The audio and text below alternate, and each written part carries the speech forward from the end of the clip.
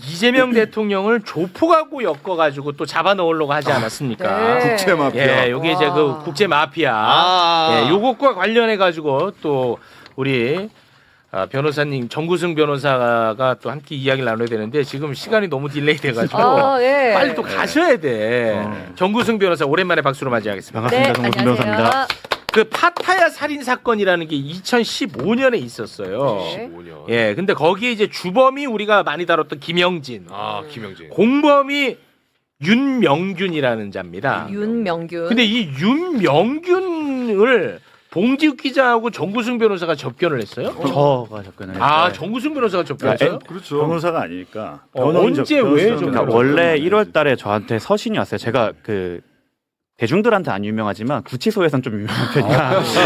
올 1월에요? 예, 마약 사건이 추가 건이 있어서 좀 맡아주지 않겠냐라고 했는데 단가가 안 맞아갖고 일단 홀드를 했었는데 이제 이번에 나오는 얘기를 듣고 저 그 이름 알아요 하다가 좀 사실관계를 확인해 볼 수 있을 것 같고 저는 이미 그분이랑은 관계를 터놓은 상황이었기 때문에 네. 지난주 금요일 접견을 하고 왔습니다. 지난주 금요일에 접견했어요? 예. 그러면은 내일도 접견 예약이 돼 있고. 잠깐만 이게 여기까지 가려면 빌드업이 필요해서. 빌드업. 네. 아니 그러니까 빨리 가야 돼갖고 내가 초조해서 그랬어요. 죄송합니다. 매봉쇼를 이제 보고 이제 정구승에 전화 와서 저 그 사람 윤명균을 안다. 처음에는 우리가 김영진 얘기만 했잖아요. 그렇지. 근데 김영진은 2015년 사건 나고 베트남에서 도주에 피신해 있다가 도주에 있다가 2018년 4월에 압송돼서 오고 윤명균은 2015년 11월 살인 사건 나자마자 태국 수사 당국에 자수해요. 자수해가지고 거기서 수사받고 재판받고 징역 한 15년 받는데 태국은 되게 특이한 게 국왕의 생일이라고 가석방을 시켜준 거예요. 5년 만에. 가석방 됐어? 네, 5년 만에. 네. 근데 2021년에 윤명균이 태국에서 가석방이 됐는데 범죄자니까 뭐 밖에 내놓을 수는 없고 태국에서 이민국 교도소 이게 외국인들 그 이렇게 범죄 저지른 사람들 모아놓은 데가 있나 봐요. 이민국 교도소에 가둬놨던 거예요. 근데 그거를 알고 보니까 김영진의 편지 내용 중에 공범 윤명균에 대한 내용이 있는데 3번 한번 보시죠. 와, 이것도 또 이야기가. 네. 김영진 옥중 편지인데요. 윤명균이 참지 못하고 사인을 했으나 국제 협약에 따른 한국 송환이 늦어지면서 대선이 끝난 2022년 4월 22일 한국 송환이 이루어졌습니다. 주 태국 대한민국 대사관에서는 윤명균은 대선에 이용될까봐 한국 송환을 거부한다라는 내용으로 수사 보고서까지 버젓이 작성됐고 윤명균의 재판 증거로까지 제출하였습니다. 그러니까 이게 와, 윤명균을 대선에 활용하려고 했나 보네. 김영진의 편지에 그 내용이 있는 거예요. 오늘 시간이 없으니까 지금 뭐 요거 정도만 보기로 하고. 그래서 그러면 윤명균이 정말 김영진은 알 길이 없잖아요. 이건 윤명균한테 들었을 것 같은데. 네. 그래서 좀 이렇게 알아보니까 윤명균이 그러니까 교도소에서 윤명균이 수감 중에 김영진에게 편지를 보냈더라고요. 8번 자료. 편지를 여러 통을 보냈는데 이제 제가 그걸 입수해서 보니까 윤명균이 김영진한테 보낸 이렇게 뭐 편지군요. 형진아 그러면서 이제 뭐 명균 형이 이렇게 해서 보냈잖아요. 네. 근데 거기 5번 자료를 보시면 윤명균이 그때 상황에 대해서 김영진에게 설명을 하고 있어요. 그러니까 이때가 언제냐면 2022년 3월이었고 대선은 2달 전이 2022년 1월에 자신이 태국 가석방돼서 태국 이민국 교도소에 있을 때의 상황을 김영진에게 설명하는 대목입니다. 당시 형을 한국으로 22년 1월부터 송환시키려고 한국 대사관에서 애를 쓰고 있었는데 형이 한국 안 가려고 계속 버텼거든. 한국에 안 가려고 서류에 사인도 안 하고 했는데 같은 방에 있는 한국 사람이 형한테 그러더라. 대사관 측인가 한국 쪽에서 자기한테 연락 와서 윤명균 빨리 한국으로 송환해야 되니까 살살 꼬셔서 서류에 사인할 수 있게 도와달라고 했다고 하더라. 이상하죠. 와. 일단 이상하죠. 누가 본인은 안 그래요? 가려고 하는데 누군가 다른 사람을 시켜서 꼬셨는데 야, 미쳤다 이거. 6번 자료로 한번 이어서 보시죠. 야, 이거 미쳤어. 빨리 들어가야 하는 목적이 뭐냐고 물어보니까 형을 대선 때 파타야 살인 사건으로 언론에 터뜨려서 이재명과 성남 국제 마피아 관련해서 지지율 떨어지게 해야 한다 그랬거든. 와. 그래서 형은 겁도 나고 잘못될까봐 대선 끝나고 한국에 들어가겠다고 한 거고. 와. 대선 끝나고 한국에 들어온 거야. 대선 끝나고 한국에 들어온 거야. 형 사건 기록에 보면 대사관 직원이 수사 보고서에 나와 있거든.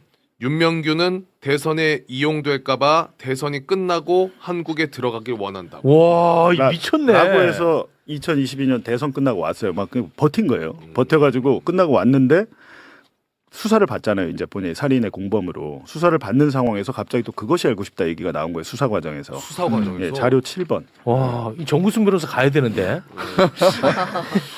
자, 검찰 조사를 하나하나 설명하자면 겁나 길고 내용 간단하게 하면 검사가 윤명규 씨 자꾸 이렇게 진술 거부할 거야?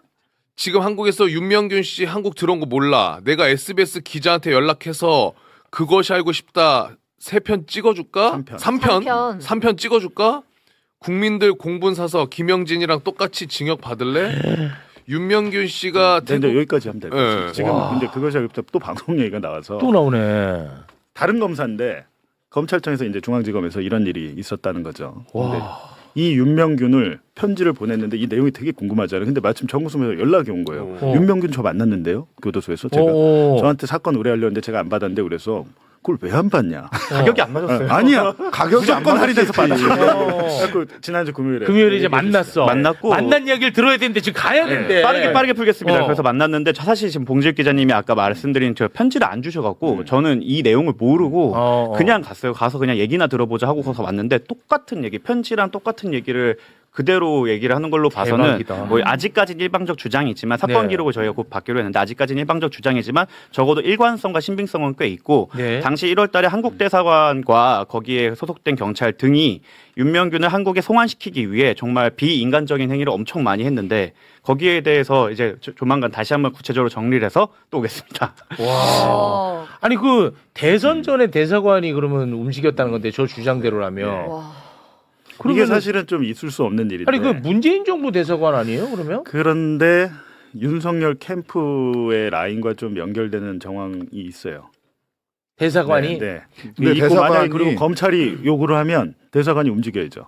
이게 대사관이 네. 거기서 누군지를 좀 확인을 해봐야 되는데 대사관 안에 검찰이든 경찰이든 파견되는 사람들이 있습니다. 네. 태국 같은 경우는 특히나 형사범죄 경찰이 파견 검찰 네. 경찰이 왔어요. 파견 검찰 내지는 오. 파견 검찰이 파견돼요. 그러면은 네. 그쪽이 대사나 영사를 이렇게 우회해가지고 검찰청이나 수사기관으로부터 직접 명을 받아서 왜냐하면 자기들은 돌아가면 다시 복귀해야 되는 거예요. 아. 대사관에 파견 상황이 지금 있지만. 가야 돼서 고문 얘기가 나왔다는데 전 고문 얘기는 편지에 없잖아요. 고문을 당했더라고요. 고문 그 윤명균이 고문을 네. 당했다고 아, 주장해요? 송환 도장 안 찍는다고. 그러니까 이게 인과관계를 인정할 수는 입증할 수는 없지만 그 대사관이 와갖고 송환을 요구할 때 저는 가기 싫습니다라고 했는데 네. 다음날 아무 이유 없이 징벌방으로 보냈다고 하더라고요. 그래서 오. 저는 한국 교도소에 징벌방이 혼자 있는 작은 방 정도라고 생각해서 징벌방 보낼 수도 있죠라고 했더니 거긴 징벌방이 1평이어서 누울 수가 아우. 없고 위에 손을 이렇게 묶어갖고 매달린 채로 어. 있어야 되고 화장실이 당연히 없죠. 밑으로 그냥 쌓아야 되고 족쇄 그 우리 영화에서 보던 발목 족쇄 있죠. 네. 그거까지 채워놓은 채로 있다가 나오면 다시 또 대사관 직원이 와서 안 갈 거예요? 물어보면 이런 식으로 반복이 와, 되거나 미쳤네. 그러니까 이게 대사관 직원이 나 이렇게 괴롭히냐면 우리는 그거 모르는 일이다. 라는 식으로 하고 뭐 갑자기 미얀마 조폭들이 와갖고 자기를 때리고 가고 그런 식의 좀 고통이 있었다라고 본인은 주장하고 주장입니다, 있습니다. 아직까지는. 이 부분에 대해서는 좀 기록이나 이런 거를 조만간 협조를 받기로 했기 때문에 내일도 가고 금요일도 가기로 했기 때문에 한번 네. 확인을 하고 공유드리도록 하겠습니다. 그 주장과 예를 들어서 뭐 조서가 일치하는 부분이 나온다. 그럼 이제 신뢰도 확 올라가는 겁니다. 네, 한번 좀 받아보기로 해갖고 네. 저희가 좀 저희 법인 차에는 조금 손해를 보면서 계약을 하더라도 네. 계약을 해서 한번 진행을 해보도록 하겠습니다. 알겠습니다. 일단 그러니까 지금 네. 그 윤명균의 당시 수사 기록에 지금 윤명균 편지에 나와 있잖아요. 수사 보고서가 있다고. 본인이 본인 기록을 다 알고 있을 거 아닙니까? 교도소에서 뭐 본인 기록 보니까 당시 본인이 대사관 직원과 면담을 하고 송환을 거부하는 이유가 대선에 이용될까봐 나는 거부한다는 멘트가 수사 보고서에 있다고 돼 있잖아요. 있다는 거잖아. 그러니까 저 수사 보고서가 곧 옵니다. 오니까 저 수사 보고서의 존재 유무 내용을 저희가 보면 되겠죠. 온다는 게 누구로부터 저 정구승 네. 변호사 정구승이 지금 수임을 하면 선임을 하면 여기로 그걸 기록이 받아볼 수가 너무 있어요? 너무 그렇죠. 네. 정구승 변호사가 수임을 하면 그러니까 돈의 손해를 와 한대- 대박이네. 하지만 실제로 선임이 되면 이제 수사 자료 일체를 이전에 받아볼 수가 공판 기록 있다는 일체를 거죠. 받아볼 수가 있으니까 거기에 수사 보고서에 그런 얘기가 나오는지를 살펴보면 되죠. 그러니까 이 파타야 사건의 범인들은 어떤 주장을 하냐면 지금 보니까 특히 김영진은 당시에 그 이재명 잡는데 협조를 자기가 안 해서 상해치사 정도로 구형을 뭐 해주겠다고 한 것을 혐의 적용해주겠다고 한 것을 살인죄가 나오고 방송까지 나오면서 죽일 놈이 돼서 그렇게 됐는데 사실은 자기는 살인의 고의의 목적도 없고 했는데 그 이유 자체가 죽일 놈 된 이유가 그 이재명 잡는데 협조 안 해서 그렇게 생각을 하는 것 같아요. 그건 이제 본인의 네, 주장이죠. 본인의 주장인데 제가 이제 이 모든 것은 이제 범죄자들의 그냥 주장으로 그냥 치부할 수도 있지만 제가 앞서 보여드렸던 2023년 9월에 박철민 20억 돈다발 전직 조폭의 박철민 사건에 김영진이 수감 중인 김영진이 증인으로 나가서 편지와 똑같은 내용을 법정에서 증언을 했고 그렇지. 증언 녹취서 제가 보여드렸잖아요. 그렇지. 윤석열 정권 시작에 김영진이 가서 그 얘기를 할 이유는 없거든요. 이유가 없지. 그것 때문에 제가 이제 이거는 좀 말할 수 있겠다라고 생각을 합니다. 그렇습니다. 그게 핵심입니다. 윤석열 정부 시절에 김영진이가 그런 이야기를 할 필요는 없거든요. 그게 굉장히 중요하다고 그리고 저도 오늘 봤습니다. 여기 이제 매블쇼 오기 전에 김영진 담당 주임 검사한테 이제 전화는 뭐 저한테 못 하겠다. 문자로 와서 전화를 했는데 전화를 안 받아서 전화를 하게 되면은 박상용이처럼 악의적으로 짝입기 될 수 있어서 전화는 못 하겠고 그 이메일이 왔어요. 본인의 입장을 담은 이메일이 왔는데 뭐 전혀 그것이 알고 싶다에 자료를 준다거나 검찰에서 뭐 협조를 한 바도 없고 전혀 사실이 아니다라는 입장을 전해왔습니다. 전해왔으니까 제가 또 네. 그걸 전해드려야 되는 것이고 근데 무엇이 제가 그래서 그러는 거예요. 무엇이 진실인지 모르는 상황에서는 이거를 좀 수사기 검찰이잖아요. 우리가 뭐 언론이 검찰을 뭐 어떻게 할 수 있습니까? 그렇습니다. 그렇다면 그 권한이 있는 법무부에서 감찰을 한번 해보시라는 거예요. 이거는 지금 대북송금 사건도 대북송금 사건이지만 네. 이 사건도 여기까지 드러난 이상 한번 사실 유무를 따져보는 게 맞지 않나라는 네. 생각이 듭니다. 그래서 네. 그래서 지금 국정조사는 윤석열 정부 기간 동안만을 들여다보고 있거든요. 근데 윤석열 검찰총장 시절에 벌였던 그렇지. 검찰권 남용까지 같이 봐야 돼요. 요거는 중앙지검 시절이거든요. 네, 뭐 그거까지를 뭐 예. 연결을 할 수도 있고 하여튼간에 중앙지검장. 이거는 수사가 필요합니다. 그렇습니다. 검찰권 오남용과 관련돼서는 전면적인 진상조사가 필요해요. 그래서 이거 윤석열이 중앙지검장 시절부터 꼭 좀 시작을 해주세요. 그때부터 봐야 되겠네. 그때부터 봐야 돼. 요거는 맞잖아. 중앙지검장. 그러니까 중앙지검장 시절이고요. 예, 오늘 뭐 시간이 없어서 길게 못했는데 보다 많은 내용이 궁금하신 분들은 제 채널에 오셔서 프로그램. 네, 매봉쇼로 보시면 되겠습니다. 뭐야? 대놓고 제가 오랜만에 했잖아요. 오랜만에. 예. 네. 근데 우리 봉지욱 기자는 뭐 채널을 뭐 여러 가지를 막 하는 것 같아요. 나도 헷갈릴 그러니까. 정도인데. 뭐 기자들과의 뭐 기자들의 대화가 맛집. 뭐. 아니 그럼 기자들의 맛집 그거는 이제 별도의 저거고 제가 하는 건 아니고 제가 아니에요? 출연하는 거고 뭐? 제 개인 채널은 오프 더 레코드. 오프 더 레코드, 매봉쇼, 네. 봉인해제, 네. 배불쇼. 뭐야 뭐 많아. 배불쇼? 네, 뭐 그리고 진짜 많아. 이명수랑 저랑 합치면 배봉쇼. 아니, 근데 이명수랑 봉지욱 같이 하면 배봉쇼. 대봉쇼. 아니. 장인수랑 저랑 하면 장봉쇼. 아, 이름을 들으면 다 매불쇼가 네. 생각나게끔 이렇게 조합을 해놨어요. 아, 원래 이게 장봉쇼. 개발도상국 단계에서는 네. 모방해야 됩니다. 개발도 싸고. 네. 알겠습니다. 네. 야, 정말 이런 엄청난 국가 권력을 통해서 이재명 하나 잡아넣으려고 했는데 이걸 다 극복을 해내고 그러니까요. 대통령까지 됐다는 게 네. 정말 기적 같은 생각이 너무너무 많이 들어. 할 수 있는 거 다 한 것 같아요. 그러니까. 사선을 넘어온 거예요. 아니 근데 와. 대통령이 지금 최근에 이제 제주 4.3 네. 기념공원 이제 참배하시고 그렇지. 하면서 국가폭력 사건에는 공소시효를 배제하겠다라는 게 맞습니다. 있었고 그걸 썼죠. 그건 형사적인 거고 더 중요한 거는 사실 민사예요. 민사. 여러분 7번 방의 선물이란 7번 방이 기적이었던가요? 그 영화 있잖아요. 영화에. 7번 방의 선물. 그게 실제 사건을 모티브로 한 거예요. 그 정원선 목사님이라고 제가 취재를 했었는데 국가배상 판결을 받았어요. 살인범으로 몰려가지고 뭐 춘천 파출소장 딸 뭐 잔혹하게 살인하고 그때도 이렇게 사건을 만들어가지고 체포시켜고 감옥에 가둬요. 무기징역을 받아가지고 15년 정도 하다가 이제 가석방이 돼서 나왔는데 알고 보니까 진범이 따로 있었던 거예요. 근데 당시에 이 정원선 목사한테 뒤집어 씌운 뭐 검사, 경찰, 판사 아무도 처벌 안 받아. 그럼 이 양반이 그러면 받을 수 있는 길은 국가에 대한 손해배상뿐이 없잖아요. 국가배상. 손해배상을 이겼어요. 26억. 26억. 아. 근데 그게 대법원에서 기각이 됐습니다. 왜? 박근혜 정권 때였는데 박근혜 정권 때 그 국가 손해배상 소멸시효를 6개월로 줄여버린 거예요. 6개월로. 그래갖고 일주일 늦게 했다고 6개월하고 7일 지나서 했다고 와. 자기 인생이 송두리째 날아갔는데 와. 15년이 그게 박근혜 대법원 벌인 일입니다. 대법원 판단일 네. 거고요. 이게 이제 와. 저는 옛날에 국가폭력 관련해 가지고 이제 한국전쟁 당시부터 이렇게 쭉 있었단 말이에요. 근데 어떤 재판부는 이게 이제 그 진화이나 진실화해위원회나 형사재판 재심을 통해서 맞아요. 바뀌었을 때부터 소멸시효를 기산을 해요. 사실 그게 맞죠. 그건 맞는 거 또는 같은데? 근데 어떤 재판부는 그게 아니라 옛날엔 너 저 국가에다가 그 손해배상 청구할 수 있었는데도 안 했잖아. 그때 잘못 청구하면요. 역적이라고 진짜 국가 반란죄로 다스려질 시절이에요. 전두환 박정희 때라고요. 네. 근데 어떤 재판부에서는 또 그렇게 계산을 해요.